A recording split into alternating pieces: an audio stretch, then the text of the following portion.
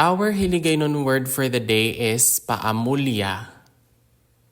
Paamulya means to move or to shift one's quarters, go to, live at, or transfer one's abode to. Let us have the following example sentences. Nagpaamulya sila sa uma. So they have gone to live at the farm.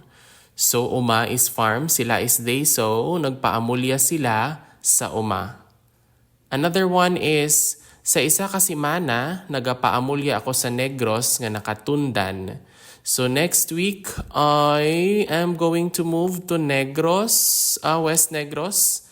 So yes, semana is like a week.